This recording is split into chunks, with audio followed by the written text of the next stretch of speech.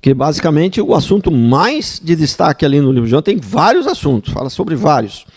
Mas o de maior destaque ali é a soberania de Deus, né? É a soberania de Deus. E sempre lembrando, para aqueles que acham que Deus não é soberano, que Ele não faz do jeito que quer, que você pode fazer o que você quer, vai perguntar para Jonas. Vai perguntar para Jonas para ver se ele concorda que ele tem livre-arbítrio, que ele pode fazer o que quer, né? E Jonas vai te falar, não deu para mim fazer o que eu queria, não. Queria ir para Tarso, fui para Tentei, mas não deu. Deus não deixou, né? Então, nós fomos salvos, o primeiro princípio de hoje, nós fomos salvos por um Deus soberano. Entendeu? Nós fomos salvos por um Deus soberano, um Deus criador de todas as coisas, que controla todas as coisas, que está no domínio de tudo, que está no controle de tudo, que nada acontece à parte de Deus. Nada, né? Então, João 15,16, mas o Senhor endureceu o coração de Faraó e este não os atendeu, conforme o Senhor havia falado a Moisés. Né? A soberania de Deus. Deus endureceu enquanto ele não queria que o povo saísse do Egito, não estava na hora ainda do povo sair do Egito, ele endurecia o coração de Faraó. Na hora que estava na hora do povo sair, ele amoleceu o coração de Faraó. Simples assim. Atos 16,14. Olha, esse texto aqui é daqueles textos que, irmãos, toda a Bíblia é importante. Não tem uma vírgula na Bíblia que não é importante. Toda a Bíblia é importante, né? Mas parece que tem coisas que é mais ainda, né? E aqui Atos 16,14 é um texto assim, que nos, né, abre o nosso entendimento, nos revela coisas tremendas aqui, apenas um pequeno texto. Olha só o que está escrito. Uma das mulheres que nos ouvia, chamada Lídia, vendedora de tecidos de púrpura, da cidade de Tiatira, era temente a Deus. O Senhor lhe abriu o coração para acolher as palavras que Paulo dizia. Em uma outra versão, diz assim, que o Senhor lhe abriu o coração para entender o que Paulo pregava.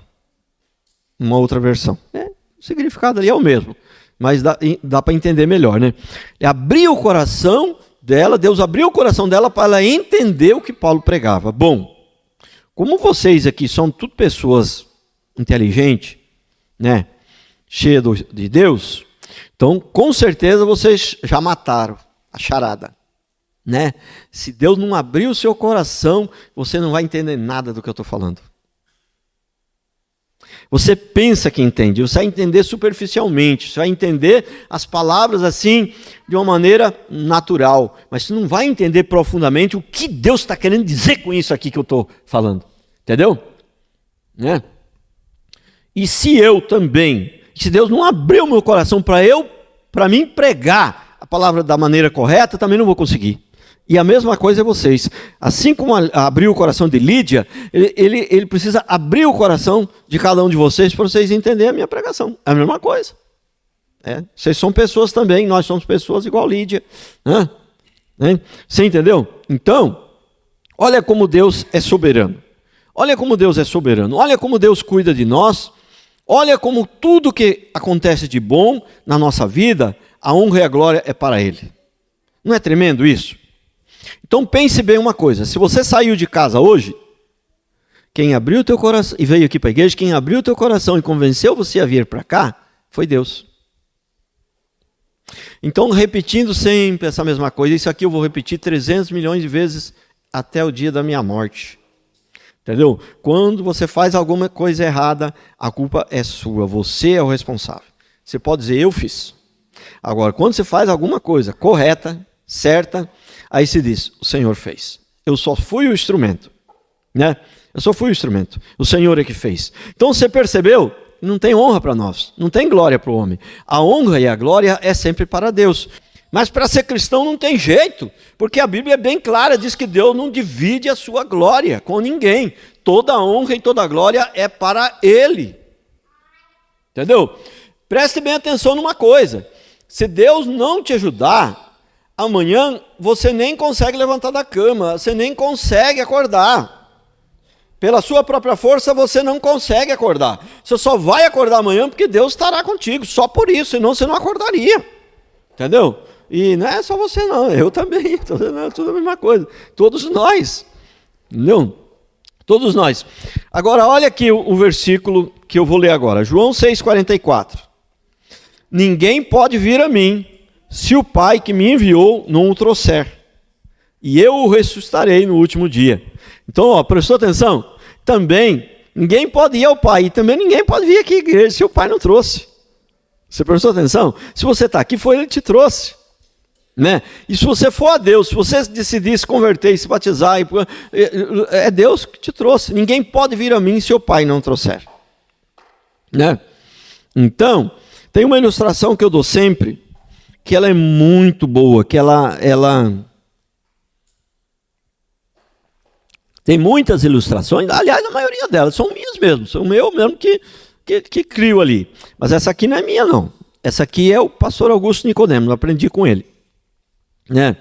Ele falou assim, se chegar na porta da igreja, tiver um versículo lá, vinde a mim todos os que estáis cansados, sobrecarregados, que eu vos aliviarei.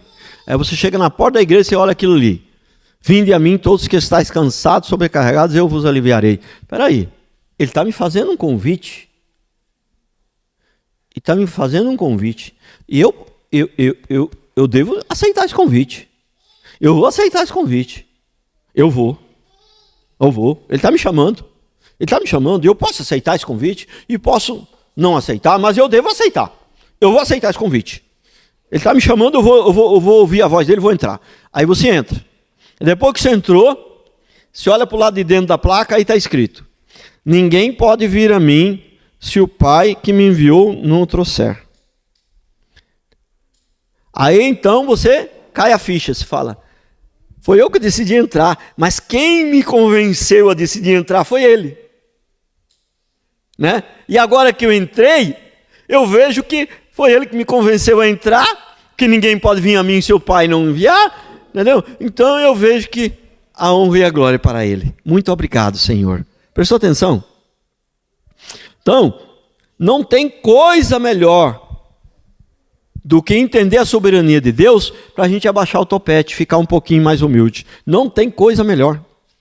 Não tem como você ser uma pessoa mais humilde sem entender a soberania de Deus, se achar que você pode, eu posso. Não é? Irmão, nós não podemos nada. Sem Deus nós não podemos nada. O próximo a respirada, sem Deus, se ele não tiver contigo, você não dá, você já cai. Não, eu estou exagerando? Não tem nenhum exagero. É exatamente desse jeito. Entendeu? Sabe, sem Deus nós não saímos de casa. Né?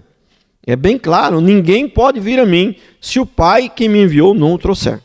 E eu o ressuscitarei no último dia.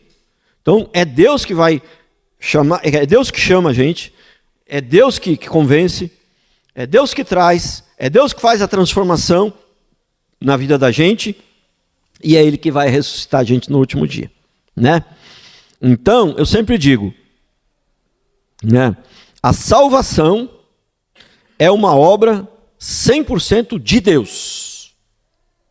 É uma obra feita 100% por Deus, sem a participação humana. Por que sem a participação humana? Porque espiritualmente está morto. O morto não pode ajudar a fazer nada.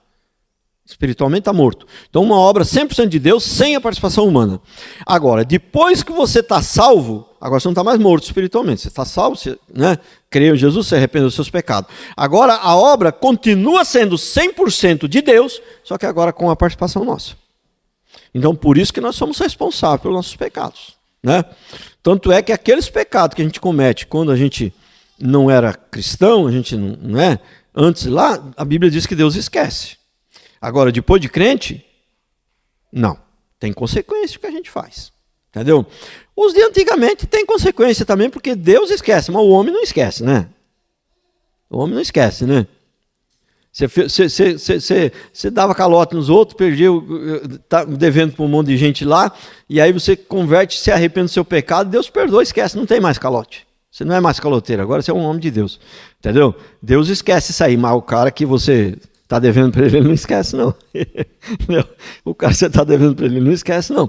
Então, as coisas do passado ainda têm umas consequências, porque o homem não te perdoa, né? Mas perante a Deus não tem consequência. A consequência é depois que você é crente.